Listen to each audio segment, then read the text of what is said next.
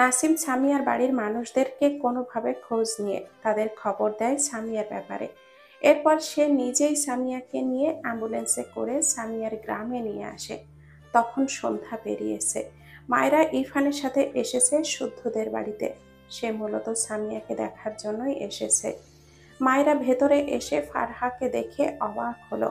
ফারহা এখানে জানতো না। এদিকে ফারহা হঠাৎই মায়েরাকে দেখে খানিকটা অবাক হয়। ফারহা আর শুদ্ধ ভার্সিটি থেকে ফিরে ফ্রেশ হয়ে খেয়ে দিয়ে গ্রামের উদ্দেশ্যে রওনা দিয়েছে। খুব বেশিক্ষণ হয়নি তারা এসে পৌঁছেছে। শুদ্ধ তাকে বাড়িতে রেখে কি যেন কাজে বেরিয়ে গিয়েছিল। বলেছে ফিরতে একটু লেট হবে, কিন্তু ত্রিনা বেগম মায়রাকে দেখে অবাক হলো না। এই তো আধা ঘন্টা আগে হবে সে সামিয়ার খবরটা পেয়েছে। গ্রামে আনা হয়েছে সামিয়াকে। গ্রামে যে কোনো খবর এমনিতেই ছড়িয়ে যায়। ত্রিনা বেগম মলিন মুখে মায়রার দিকে চেয়ে আছে। মায়রা এগিয়ে গিয়ে ত্রিনা বেগমকে জড়িয়ে ধরে ফুপিয়ে উঠে বলে, আম্মাজান, সামিয়া আপু। ভদ্রমহিলা মায়রাকে জড়িয়ে ধরে, চোখের কোণে পানি। তার পেটে ধরা একটি মেয়েও না থাকুক, কিন্তু তিনটে মেয়ে ছিল তার, মায়রা, সামিয়া আর ফারহা। এদের সাথে তিনি মেয়ের মতো করেই সময় কাটিয়েছেন। কখনো ভাবেননি এরা তার মেয়ে নয়। কিন্তু সামিয়া মেয়েটাকে তিনি নিজের অজান্তেই কষ্ট দিয়ে ফেলেছিলেন। আর আজই হঠাৎই সামিয়ার মৃত্যুর খবর মানুষটাকে কেমন যেন নির্জীব করে দিয়েছে। ত্রিনা বেগম মায়রাকে ছাড়িয়ে তার ঘরের দিকে যেতে যেতে বললেন, একটু দাঁড়া মা, গায়ের বোরখাটা জড়িয়ে আসছি, এরপর সামিয়ার ওখানে যাব। মায়রা নাক টেনে সম্মতি দেয়। ইরফান এগিয়ে এসে মায়রার গালে হাত দিয়ে বলে, ডোন্ট ক্রাই বাটফ্লাওয়ার। মায়রা ভেজা চোখে ইরফানের দিকে চেয়ে রইল। ইরফান দুই হাতে মায়রার মুখটা মুছে দিয়ে মৃদু স্বরে বলে, ইটস রুলস। তুমি কান্না অফ করো বাটফ্লাওয়ার। মায়রা নাক টানল। ফারহা বোকা চোখে চেয়ে আছে মায়রার দিকে। তার শাশুড়িকে দেখেও ফারহার অবাকের সীমা চূড়ায়। সে আসলে বুঝতে পারছে না কি হয়েছে। এগিয়ে এসে বলে, কি হয়েছে মায়রা? মায়েরা ঘাড় বাঁকিয়ে ফারহার দিকে চেয়ে বলে, এই গ্রামে আমার একটা আপু মারা গিয়েছে ফারহা হবে। ফারহা মন খারাপ করে বলে, ও। মায়েরা ইরফানের উদ্দেশ্যে বলে, আপনি ঘরে যান, আমি আম্মাদ খানের সাথে আপুকে দেখতে যাব। ত্রিনা বেগম মায়রা আর ফারহাকে নিয়ে সামিয়াদের বাড়িতে এসেছেন। চারপাশে অনেক মানুষ। ত্রিনা বেগম এগিয়ে গিয়ে সামিয়ার খাটিয়ার পাশে বসে। আশেপাশে সামিয়ার বয়সী কিছু মেয়ে, সাথে সামিয়ার মামা মামি, শহরে যাদের বাড়িতে সামিয়া ছিল তার কাকা কাকি, সকলের চোখে পানি। সামিয়ার কাকার মেয়ের সীমা, যার সাথে সামিয়া এই বছরই 1 বছর ছিল। মেয়েটি সবচেয়ে বেশি ভেঙে পড়েছে। সে এখন ওই বাড়িতে একা একা কি করে থাকবে? সামিয়ার দুটো দুঃখের কথা না শুনে তার দিন কিভাবে পার হবে? সে সামিয়াকে আরো কথা শোনাবে না? বলবে না, সামিয়া তুই আর কত সেই বিয়েটা পুরুষ নিয়ে পড়ে থাকবি? সামিয়া তাকে পাল্টা জবাব দিবে না। আমি পারবো না রে। কথাগুলো ভেবে সীমার দলা পাকিয়ে কাঁদতে ইচ্ছে করলো। ত্রিনা বেগম সামিয়ার মুখের ওপর থেকে কাপড় সরিয়ে দেয়। চোখ থেকে কয়েক ফোঁটা পানি গড়িয়ে পড়ে। ডান হাত সামিয়ার গালে ঝুলিয়ে মৃদু স্বরে বলে, এই, তোর এই খারাপ আম্মাটাকে একটু ক্ষমা করে দিস মা। মায়রা আর ফারহা পাশাপাশি দাঁড়িয়ে আছে। মায়রার চোখ জোড়া ভেজা। ফারহা আশপাশ থেকে দৃষ্টি নামিয়ে যখন মাথা নিচু করে তাকায়, সামিয়ার মুখটা চোখের সামনে ভেসে ওঠে। ফারহা বিস্ময় চোখে তাকায়। সামিয়া, সে ভুলে যায়নি। এটা তো সেই মেয়ে যার সাথে শুদ্ধর বিয়ে ঠিক করেছিল শুদ্ধর মা। ফারহার এত খারাপ লাগলো মেয়েটার জন্য। তার পাশ থেকে কে যেন ফিসফিসিয়ে বলে, আমার মনে হয় সামিয়া আত্মহত্যা করছে। ওই যে আমাদের গ্রামে শুদ্ধ নামে যে ছেলেটা ছিল না, ওর জন্যই তো এই মেয়ে বিয়ে করছিল না। এখন আত্মহত্যা করেছে হয়তো। আর নাম দিয়েছে অ্যাক্সিডেন্ট। একদম ঠিক বলেছিস। কথাগুলো কেউ একদম ফারহার পাশে দাঁড়িয়ে আলোচনা করছিল। কথাগুলো শুনতে পেয়ে ফারহার মাথা কেমন যেন ঘুরে উঠল। সামিয়ার ফ্যাকাশে মুখটার দিকে কতক্ষণ চেয়ে থাকলো। তার কেমন কোনো রিয়াকশন দেওয়া উচিত বুঝলো না। সে বুঝতে পারছে না মেয়েটি তার শুদ্ধের জন্য বিয়ে করতো না। শুদ্ধর জন্য কি কোনোভাবে এই অবস্থা? ফারহার কেন যেন কষ্ট হলো। সে কি এই মেয়েটিকে অনেকটা কষ্ট দিয়েছে শুদ্ধর জীবনে এসে? কিন্তু সে আর শুদ্ধ একে অপরকে ভালোবাসে। তবুও ফারহার চোখ জোড়া ভিজল। মেয়েটি শুদ্ধর জন্য এত কষ্ট পেল কেন? শুদ্ধ তো তার স্বামী। ফারহা মায়রাকে বলে তার খারাপ লাগছে, তাই বাড়ি যাচ্ছে। এটুকু বলেই দ্রুত জায়গাটা প্রস্থান করে। সে জানে না তার কেন এতটা খারাপ লাগছে। কিছু দূর গিয়ে দেখলো শুদ্ধ তাদের বাড়ির সামনে দাঁড়িয়ে আছে। ফারহা রাতের অন্ধকারে কোনো দিকে না তাকিয়ে শুদ্ধের দিকে দৌড় দিল। শুদ্ধ দুবার কলিং বেল চেপেছে। তখনই পেছন থেকে শব্দ পেয়ে পিছু ফিরে তাকালে ফারহাকে এইভাবে দৌড়ে আসতে দেখে অবাক হয়। কয়েক পা এগিয়ে যেতেই ফারহা দৌড়ে এসে শুদ্ধকে জাপটে ধরে। শুদ্ধ অবাক হয়, সাথে চিন্তিত। এত রাতে তার বউটা বাইরে কেন, আর এভাবে দৌড়েই বা আসছে কেন? যখন বুঝলো ফারহা ফুপিয়ে কাঁদছে, তখন ছেলেটা আরো চিন্তিত হয়। দুই হাতের মাঝে ফারহার মুখটা আগলে নিয়ে বিচলিত কণ্ঠে বলে, কি হয়েছে ফারহা, কাঁদছো কেন? পেছনে মায়রাকে দেখে অবাক হয়। মায়রা কখন আসলো? এইসব ভাবনা রেখে শুদ্ধ মৃদু স্বরে বলে, কি হয়েছে মায়রা? মায়রা ঢোক গিলল। ফারহা শুদ্ধকে ছেড়ে শুদ্ধর হাতটা ধরে গেটের সামনে দাঁড়ায়। তখনই ভেতর থেকে ইরফান দরজা খুলে বেরিয়ে আসে। শুদ্ধ ইরফানকে দেখে ভুরু কুঁচকে বলে, তুই কখন আসলি? ইরফান বাইরে বেরোতে বেরোতে বলে, কিছুক্ষণ আগে। ফারহা শুদ্ধের হাতটা ধরে টেনে ভেতরে নিয়ে যায়। শুদ্ধ ভীষণ অবাক হয় ফারহার ব্যবহারে, কিন্তু কিছুই বলল না। ফারহার পিছু পিছু গেল। ইরফান বাইরে বেরিয়ে এসে মায়রার সামনে দাঁড়িয়ে মৃদু স্বরে বলে, আর ইউ ওকে? মায়রা নাক টেনে বলে, আপনি কোথায় যাচ্ছেন? মসজিদে যাচ্ছিলাম। মায়রা চুপ করে ইরফানের দিকে চেয়ে রইল। ইরফান মায়রাকে টেনে জড়িয়ে ধরে মৃদু স্বরে বলে, sorry but flower, I know তুমি ওই মেয়েটাকে দেখতে পাওনি বলে তোমার খারাপ লাগছে, বাট আমি ভেবেছিলাম তোমাকে কিছুক্ষণ পর ওর সাথে মিট করাতে নিয়ে যাব, বাট। একটু থেমে মায়রার মুখটা তার দুই হাতের আজলায় নিয়ে মায়রার চোখের দিকে তাকিয়ে মৃদু স্বরে বলে, I am sorry little girl.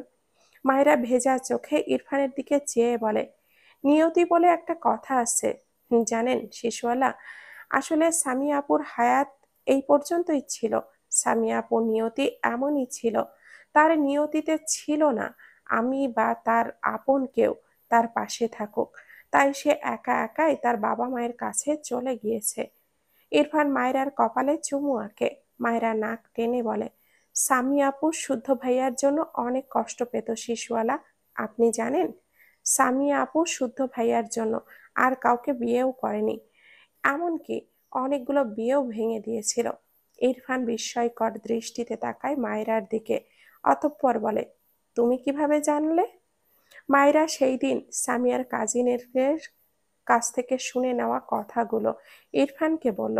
Irfan বলার মতো কিছুই খুঁজে পায় না।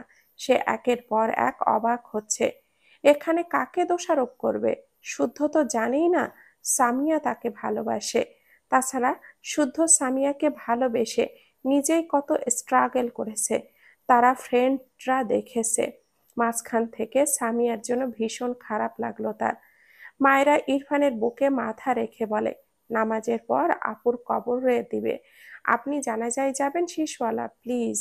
ইরফান মায়েরার মাথায় চুমু এঁকে মৃদু স্বরে বলে, যাবো বাটফ্লাওয়ার, আর কাঁদবে না, ওকে? ফারহা ঘরে এসে থেকেই সেই থেকে ফুপিয়ে ফুপিয়ে কাঁদছে। শুদ্ধ অসহায় চোখে চেয়ে আছে ফারহার দিকে। কি হয়েছে তার পাখিটার? সে তো ভালো হাসি খুশি বউকে বাড়িতে রেখে গেল, বাড়িতে এসে এমন করছে কেন? শুদ্ধ ফারহাকে আগলে নিয়ে বলে, এই ফারহা পাখি, কি হয়েছে বলো? আমি কি কোনো ভুল করেছি এই জন্য কাঁদছো? ফারহা ভেজা চোখে শুদ্ধের দিকে চেয়ে বলে, আমি তোমাকে অনেক ভালোবাসি। শুদ্ধ ফারহাকে শক্ত করে জড়িয়ে নিয়ে বলে, আমিও আমার ফারহা পাখিকে অনেক ভালোবাসি তো। এভাবে কাঁদলে আমার কষ্ট হয় পাখি, কি হয়েছে বলো আমাকে। ফারহার নিজেকে সামলে আবারও বলে, তুমি আমাকে ভালো না বাসলে আমি তোমাকে চাইতাম না। শুদ্ধ ফারহার দিকে বেশ কিছুক্ষণ চেয়ে থাকলো, এরপর মৃদু হেসে বলে, আমি ভার্সিটি লাইফে কখনো তৃপ্তি করে ঘুমাতে পারিনি জানো ফারহা, কারণ আমি জানতাম আমি তোমার বাবার স্ট্যাটাসে না যেতে পারলে তুমি অন্য কারোর বউ হবে। এই একটা ভাবনা আমার লাইফ থেকে ঘুম কেড়ে নিয়েছিল। একটু থেমে আবারও বলে, ইরফান বেশ ভালো স্টুডেন্ট ছিল, আমি খারাপ ছিলাম ঠিক তাও না, কিন্তু থাকে না প্রতিটা মানুষের একটা লিমিটেশন, আমারও লিমিটেশন ছিল, আমি টপার হতে পারতাম না। এভাবে চললে কিভাবে হবে। আমি ভার্সিটি লাইফে রাতে কখনো 5 ঘন্টা ঘুমাইনি, প্রচুর পড়তাম। মাঝে মাঝে ইরফানেরা বাইক রাইডে যেত, আমি মেসে থেকে যেতাম, পড়তাম। না পড়লে ফারহা পাখিকে কিভাবে পেতাম বলো তো। কম ঘুমানোর অভ্যাস হয়ে গিয়েছিল। কথাগুলো বলে আবারও থামলো, এরপর ফারহাকে ছেড়ে শার্টের বোতাম খুলতে খুলতে বলে, ফাইজ আমার বিজনেসে সাপোর্ট কখন করেছিল জানো? আমি ভার্সিটির লেকচারার হওয়ার পর। এর আগে আমাকে দেওয়া তার শর্ত ছিল, আমি এস্টাবলিশড হতে না পারলে তোমাকে অন্য কারোর সাথে বিয়ে দেওয়া হবে। ফারহা অবাক হয়ে তাকায় শুদ্ধর দিকে। শুদ্ধ গায়ের শার্টটা খুলে রেখে ফারহার সামনে দাঁড়িয়ে বলে, ফাইজ ভাই হিসাবে তার জায়গায় ঠিক, আমার তার প্রতি কখনো অভিযোগ ছিল না, এখনো নেই। তুমি আমার নিয়তিতে ছিলে, আমি পেয়েছি, কিন্তু ভীষণ ভালোবেসেছিলাম তোমায়, অনেকটা স্ট্রাগলও করেছি। তোমাকে আমি ফ্রিতে পাইনি ফারহা পাখি, তাই তোমাকে ভালোবাসার কোশ্চেন আর কখনো এইভাবে করবে না, আমি কষ্ট পাই। কথাটা বলে শুদ্ধ ফারহার দিকে চেয়ে মৃদু হাসলো, এরপর ওয়াশরুমে যেতে যেতে মিটি হেসে বলে, স্পেশাল আইসক্রিম এনেছি তোমার জন্য, খেয়ে বলবে কেমন। ফারহা কিছুই বলে না, অবাক হয়ে শুদ্ধকে শুধু দেখলো। পরের দিন বিকালে নাসিম আর তার মা এয়ারপোর্টে দাঁড়িয়ে আছে, আর ঘন্টা খানেক পর তাদের ফ্লাইট। নাসিম মূলত ইরফানের সাথে সব ঠিক করতে বাংলাদেশে এসেছিল, কিন্তু ঘটনাটা উল্টো হয়ে গেল। সে এক বন্ধুকে ফেরত পেতে এসেছিল, অথচ এখানে এসে আরো একজন বন্ধুকে হিসাবে না পাওয়ার আফসোসের পাল্লা বাড়ল। বেশ কিছুক্ষণ পর মেয়ে কণ্ঠে নাসিম বাম দিকে ফিরে তাকায়। অন্তরাকে দেখে অবাক হলো না। গতকাল সে অন্তরাকে কল করেছিল, অনেক দিন পর। অন্তরা সেই আগের নাম্বার খোলা পেয়ে কল করেছিল, টুকটাক কথা বলেছিল, এরপর এখানে আসতে বলে। অন্তরা এগিয়ে এসে নাসিমের মাকে সালাম দেয়, টুকটাক কথা বলে। এরপর নাসিমের মা খানিকটা দূরে গিয়ে বসলে নাসিম অন্তরার দিকে তাকায়, অন্তরা নিজেও তাকায় নাসিমের দিকে। দুজনেই কিছুটা বিব্রত বোধ করে। তাদের লাস্ট দেখা ছিল, নাসিম অন্তরাকে বেশ কয়েকটা থাপ্পড় দিয়েছিল। নাসিম গলা ঝেড়ে বলে, থাপ্পড়ের জন্য সরি বলবো না, ওটা তোর প্রাপ্য ছিল, কাজটা ঠিক করিসনি। বারবি ডল মারা যেতে পারতো, যেখানে তোর ক্রেডিট 50% থাকতো। আর বারবি ডলের কিছু হলে ইরফান সত্যি পাগল হয়ে রাস্তায় ঘুরতো। তুই বারবি ডলের কথা না ভাবলেও আমার আমাদের ফ্রেন্ড ইরফানের কথাটা একবার ভাবতে পারতি। অন্তরা দীর্ঘশ্বাস ফেলল, মৃদু স্বরে বলল, আমি তোদের কাছে অনেক খারাপ মেয়ে তাই না? নাসিম অন্তরার দিকে চেয়ে বলে, খারাপ কাজ করে ভালো মেয়ের খেতাব কেউ পায়? অন্তরা মলিন হেসে বলে, ভালোবেসে তোর মতন মহান হতে অনেকেই পারে, কিন্তু ভালোবেসে খারাপ কজন হতে পারে? আমি না হয় বন্ধুদের খাতায় খারাপ মেয়ে হিসাবেই থাকলাম। পেছনের কারণটা যখন ভালোবাসা, তখন এই খারাপ হওয়ার উপাধিটুকু আমার খারাপ লাগে না। একটু থেমে আবারও বলে, ইরফান তোকে এত কথা শোনায়, ইগনোর করে, তবুও তুই ওর কথা ভাবিস কেন? নাসিম হাসল, প্যান্টের পকেটে হাত রেখে বলে, আমাদের ফ্রেন্ডশিপ ছোটবেলা, তোর সাথে আমাদের পরিচয় অল্প কয়েক বছরের, তাই তুই আমাদেরকে চিনলি না, স্পেশালি ইরফানকে একটুও চিনিস না। ইরফান বারবি ডলের পিছে লাগার জন্য ওর আপন ফুফাতো ভাইকে হসপিটালের বেডে পাঠিয়েছিল 7 মাসের বেশি সময়ের জন্য। আর আমি ওর রক্তের কেউ না, তবুও সুস্থ সবলভাবে হেঁটে বেড়ায়। কানেকশনটা বুঝতে হবে। শুদ্ধ পিছন থেকে বলে, আরে এটা অন্তরা নাকি? কোন গুহা থেকে বেরোলি? অন্তরা পিছু ফিরে শুদ্ধকে দেখে মৃদু হেসে বলে, কেমন আছিস? শুদ্ধ অসহায় কণ্ঠে বলে, ফারহা ওর সেকেন্ড শাশুড়ি ছাড়া ভালো নেই। আমার একটাই বউ, আমি কেমনে ভালো থাকি বল? তুই কেমন আছিস মা? এই তো আছি। হারিয়েছিলি কোথায়? তোর ছোট বোনের খোঁজ করতে করতে আমার বউটা আধমরা হয়ে গেল। অন্তরা দীর্ঘশ্বাস ফেলে বলে, চট্টগ্রামে ট্রান্সফার নিয়েছিলাম, ওখানেই ছিলাম। আর নুসরাতের বিয়ে হয়েছে, অস্ট্রেলিয়ায় থাকে। শুদ্ধ মাথায় হাত দিয়ে বলে, আয় হায়, আমার বউ ছাড়া তার বান্ধবী বিয়ে দিয়ে দিলি? বউটা তো তোদের দু বোনকে দিয়ে বাথরুমের কমোড পরিষ্কার করাবে রে। বাংলাদেশে বিয়ে দিলে হয়তো একটু ছাড় দিয়ে কাপড় ধোয়াইতো। শুদ্ধর কথায় অন্তরা হাসতে হাসতে বলে, তুই আর ভালো হইলি না রে ভাই। নুসরাত আর কয়দিন পর বাংলাদেশে আসলে আমি ফারহার সাথে কন্টাক্ট করব। শুদ্ধ হাসলো। অন্তরার ফোনে কল আসায় সে একটু সাইডের দিকে যায়। নাসিম শুদ্ধর দিকে চেয়ে আছে। শুদ্ধকে দেখলে তার শুধু সামিয়ার কথা মনে পড়ছে। শুদ্ধ কি জানে না সামিয়া মারা গিয়েছে? ভাবনা অনুযায়ী বলে, তোদের গ্রামে গতকাল একজন মারা গিয়েছে জানিস? শুদ্ধ তার ফোনে ফারহাকে মেসেজ পাঠাতে টাইপ করে, আর 20 মিনিটে আসছি পাখি, ওয়েট। টাইপ করতে করতে শুদ্ধ বলে, হ্যাঁ, কয়েকজন মারা গিয়েছে শুনেছি। তুই আমার গ্রামের মৃত্যুর হার বের করবি নাকি? নাসিম শুদ্ধর দিকে তীক্ষ্ণ চোখে চেয়ে বলে, তোর সাথে একজনের বিয়ে ঠিক হয়েছিল, তার কথা তোর মনে আছে শুদ্ধ? শুদ্ধ হেসে বলে, এই বউটা মারাত্মক জ্বালায়, বাট বহুত ভালো পাখি আমার। নাসিম আবারও বলে, তোর সাথে একজনের বিয়ে ঠিক হয়েছিল, তার কথা তোর মনে আছে শুদ্ধ? শুদ্ধ ফোনটা পকেটে রাখলো। নাসিমের কথায় সে ভাবুক হলো। বেশ কিছুক্ষণ কি যেন চিন্তা করে বলে, হ্যাঁ হ্যাঁ মনে আছে। নামটা কি যেন ছিল, শাবাস দিয়ে নাম কি যেন ছিল মেবি, ঠিক মনে পড়ছে না। শুদ্ধর কথায় নাসিম হেসে ফেলল শব্দ করে। শুদ্ধ ভুরু কুঁচকে বলে, হাসছিস কেন? আর হঠাৎ তার কথা আক্স করলি কেন? নাসিম মৃদু হেসে বলে, এমনি, তোর জন্য ফারহা অপেক্ষা করছে, যা। শুদ্ধ নাসিমকে জড়িয়ে ধরে বলল, সাবধানে যাস। নাসিম শুদ্ধকে জড়িয়ে বলল, মাঝে মাঝে আমার সাথে একটু দেখা করতে যাস ভাই। শুদ্ধ নাসিমকে ছেড়ে বলে, তুই তো শালা ব্রিটিশ হয়ে গেলি, ব্রিটিশদের মতো আমার অত পছন্দ নয়। দেখা করতে হলে বাংলাদেশি হয়ে আসতে হবে। আমি বাংলাদেশি পোলা, একটা ব্যাপার আছে না? নাসিম শুদ্ধর কাঁধে হাত রেখে বলে, আল্লাহ চাইলে আবার দেখা হবে, দোয়া করিস। শুদ্ধ আবারও নাসিমকে জড়িয়ে পিঠে দুটো থাপ্পড় দিয়ে আবারও নাসিমকে ছেড়ে নাটকীয় ভঙ্গিতে বলে, যা, দোয়া করে দিলাম তোর কপালে একটা দজ্জাল বউ জুটুক, আর তোকে উঠতে বসতে লাথাবে আর বলবে, এই নাসিমা খালা, আমারে ভালোবাসিস কিনা বল। শুদ্ধর কথা বলার ধরনে নাসিম শব্দ করে হাসলো। শুদ্ধর কাঁধে থাপ্পড় মেরে বলে, দেখ ভাই, আমি সুস্থ সবল এক ছেলে, খালা বলবি না একদম, সহ্য হয় না। শুদ্ধ দাঁত কেলিয়ে হাসলো। এরপর মৃদু হেসে বলে, এবার নিজের জীবনটা গুছিয়ে নে। নাসিম মলিন হেসে বলে, মায়ের জন্য একবার চেষ্টা করে দেখব, কিন্তু আমি জানি আমি সফল হব না। শুদ্ধ মৃদু হেসে বলে, চেষ্টা করবি বলেছিস, এটাই অনেক। নাসিম চোখ বুজে বলে, অসম্ভব ভাই। আচ্ছা, এসব বাদ দে। ইরফান কোথায় রে? আমার সাথে দেখা করবে না তাই না?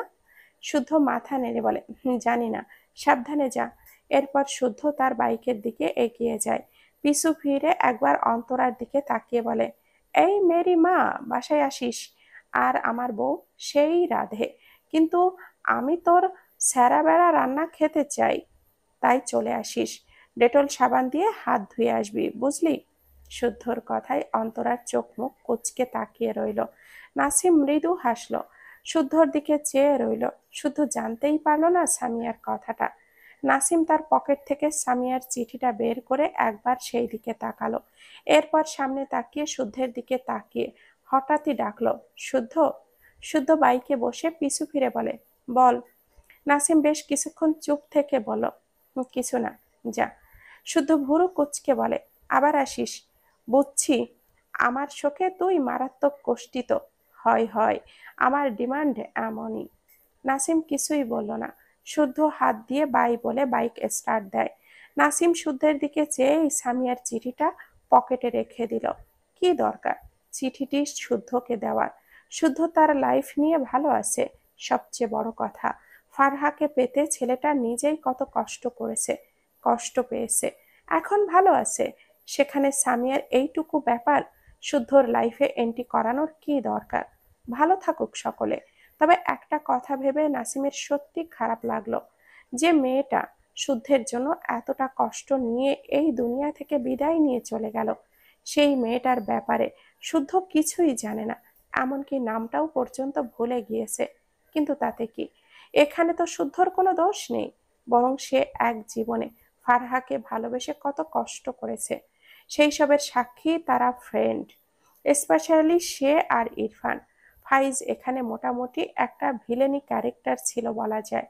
তবে শুদ্ধ ফাইজের দিকে কখনো আঙ্গুল তুলতে দেয়নি, সবসময় বলতো ফাইজ একজন ভাই, ও ঠিক আছে, আমি ঠিক আমার ফারহাকে আমার যোগ্যতা দিয়ে আমার ঘরে আনবো, তোরা শুধু দোয়া করিস। শুদ্ধর ভাগ্য ভালো ছিল, তাই সে কষ্ট করেছে যেমন, আল্লাহ তাকে দিয়েছেও তেমন। কিন্তু সে আর সামিয়ার নিয়তি এইরকমই ছিল। নাসিম মলিন হেসে বিড়বিড় করে, তুমি আর আমি বানে ভেসে আসা অপ্রয়োজনীয় খড়কুটোর মতো সামিয়া, যাদের দিকে মানুষ ফিরেও তাকায় না। তবে তুমি তো মুক্তি পেয়ে গেলে। কিন্তু আমি মুক্তি পেলাম না। ইরফান মায়রাকে নিয়ে বাইরে বেরিয়েছিল।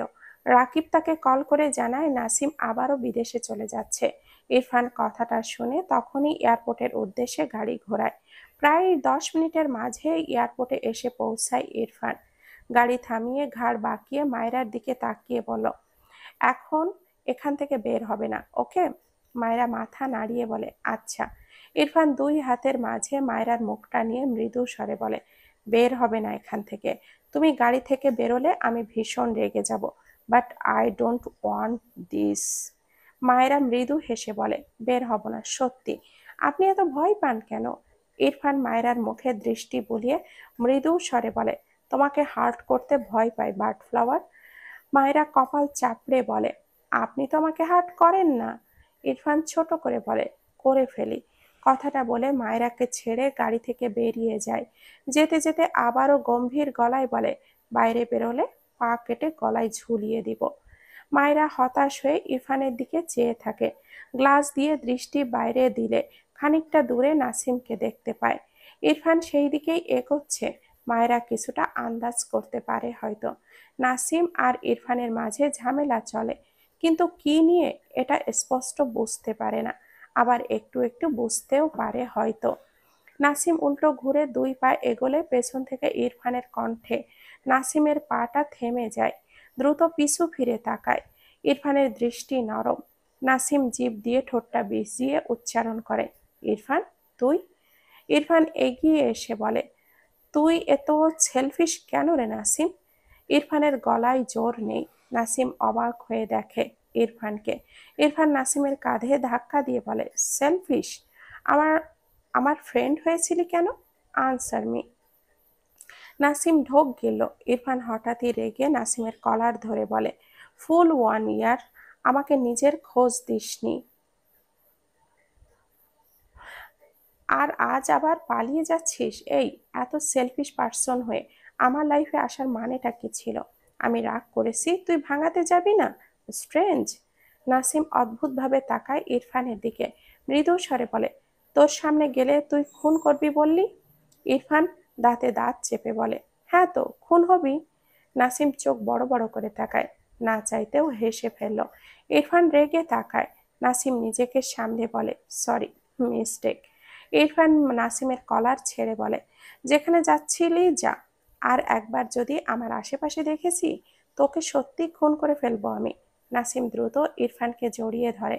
ইরফান নাসিমকে নিজের থেকে ছাড়াতে চাইলে নাসিম ছাড়ল না, ভারী গলায় বলে, তোকে অনেক মিস করি ব্রো। ইরফান ফোঁস করে শ্বাস ফেলল, কিছুই বলল না, ঠোঁট বাঁকিয়ে একটু হাসলো, মৃদু স্বরে বলে, কবে আসবি? নাসিম ইরফানকে ছেড়ে ভুরু কুঁচকে বলে, আসতেই হবে? ইরফান গম্ভীর গলায় বলে, হবে। আমার ফ্রেন্ড হয়ে ফেঁসে গিয়েছিস, মৃত্যুর আগ পর্যন্ত এই ফাঁসির দড়ি গলায় ঝুলবে। নাসিম হাসল, অতঃপর বলে, হেডমাস্টারের রাগ না পড়লে সত্যি আর আসতাম না, কিন্তু এখন আসবো। ইরফান বিরক্ত চোখে তাকায়। নাসিম মুখ লুকিয়ে একটু হাসলো। এই শব্দ বললে ইরফান রেগে যায়। ছোটবেলায় তারা স্কুলের হেডমাস্টারকে পেট মোটা মাস্টার বলে ডাকতো। এখন বড় হয়ে ইরফানকে সেই ট্যাগ দিলে ও তো রাখবেই। ইরফান গম্ভীর গলায় বলে, ফালতু বকবক অফ কর। নাসিম মাথা নেড়ে বলে, ওকে, তুই বিজনেসের কাজে গেলে আমার সাথে কন্টাক্ট করিস। ইরফান ছোট করে বলে, হুম। নাসিম হাত ঘড়িতে সময় দেখে বলে, টাইম নেই, যাচ্ছি তাহলে। কথাটা বলে সামনের দিকে এগিয়ে গেলে ইরফান পেছন থেকে বলে ওঠে, তোর বিয়ে করা উচিত। ইরফানের কথায় নাসিম হেসে ফেলল। প্রবেশ গেটে দাঁড়িয়ে ইরফানের দিকে চেয়ে বলে, মরে গেলে ভালো হয়। কথাটা বলে ইরফানকে হাত নেড়ে ভেতরে চলে যায়। ইরফান অসহায় চোখে নাসিমের প্রস্থান দেখল। নাসিমের দীর্ঘশ্বাস বেরিয়ে আসে। মায়রা আর সামিয়া, এই দুজনেই তার জীবনের সবচেয়ে বড় আক্ষেপ, যাদের সমাপ্তি এই বাংলাদেশের মাটিতে। কিছু দূরেই নাসিম তার মাকে দেখে মায়ের সামনে গিয়ে দাঁড়ায়। নাসিমের মা ছেলের ফ্যাকাশে মুখটা দেখে বলে, কি হয়েছে বাবা?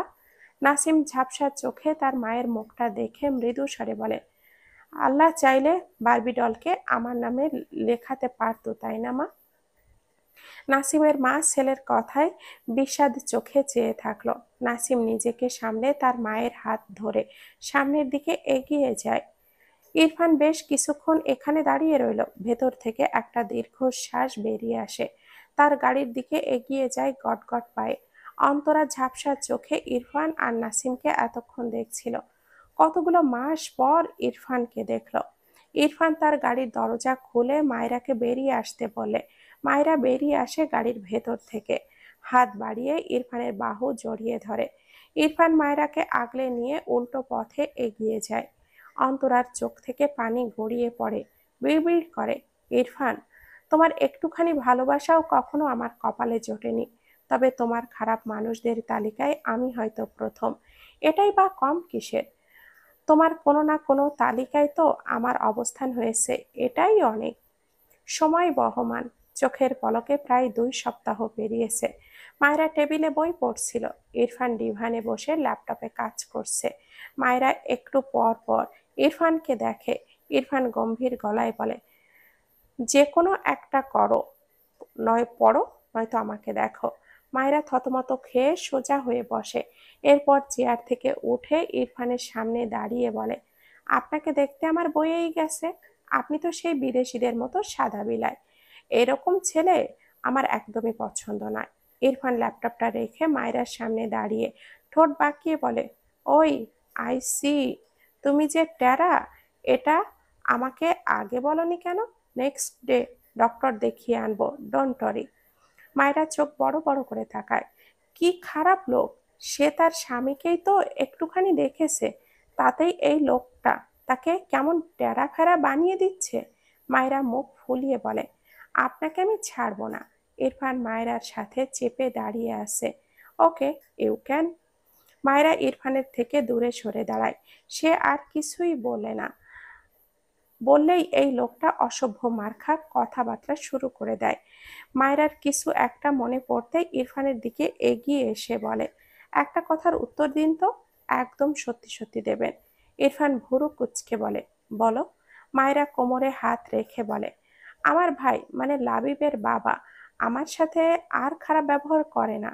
এর কারণ কি বলুন তো?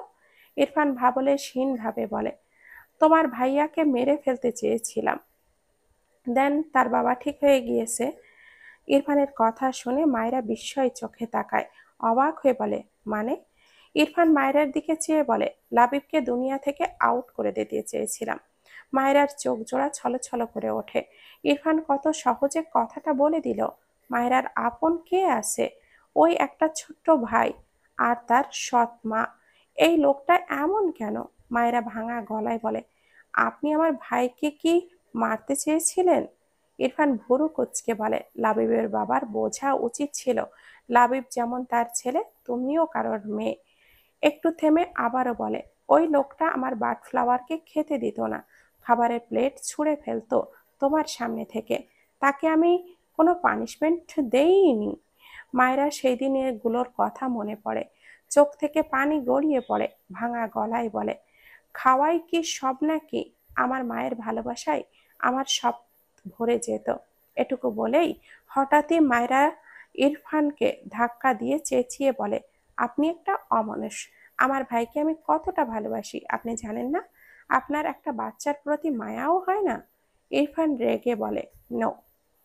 মায়রা অসহায় চোখে তাকায় ইরফানের দিকে, রেগে বলে, লাবিবের বাবার করা অত্যাচার আপনার চোখে পড়ল, আর আপনি যে আমাকে দিনের পর দিন থাপ্পড় মেরেছেন সেসব ভুলে গিয়েছেন? আপনি আসলেই স্বার্থপর লোক। কথাগুলো বলতে বলতে মায়রার দুই চোখের পাতা ভেদ করে পানি গড়িয়ে পড়ে। ইরফান শীতল দৃষ্টিতে মায়রার দিকে তাকায়, ঢোক গিলে এগিয়ে এসে মায়রার সামনে দাঁড়ায়, দুই হাতে মায়রার চোখের পানি মুছে দিয়ে মৃদু স্বরে বলে, তোমাকে আঘাত করা প্রতিটি মানুষ পানিশমেন্ট পাবে বাটফ্লাওয়ার, সে আমি হলেও। একটু টাইম দাও আমাকে। কথাটুকু বলে মায়রার মাথার চুলগুলো কানের পিঠে গুজে দিয়ে মৃদু স্বরে বলে, লাবিবের বাবাকে জাস্ট ভয় দেখিয়েছিলাম। মায়রা পিটপিট করে ইরফানকে দেখে, ঢোক গিলল, সে রেগে ভুলভাল বলে ফেলেছে। ইরফান মায়রাকে কোলে নিয়ে বেডে শুইয়ে দেয়। এরপর ঘরের লাইটটা অফ করে এসে মায়রার পাশে শুয়ে মায়রাকে টেনে জড়িয়ে ধরে। বেশ কিছুক্ষণ পর দীর্ঘশ্বাস ফেলে বলে, আমি মেনে নিয়েছি, বাটফ্লাওয়ার আমাকে কখনো বুঝবে না। সবাইকে অনেক অনেক ধন্যবাদ। গল্পটির নাম হচ্ছে প্রণয়ের অমল কাব্য। লিখেছেন ডিআর এম সোহাগ। ভাইয়ার পেজের নাম ডিআর এম সোহাগ হানি। আল্লাহ হাফেজ।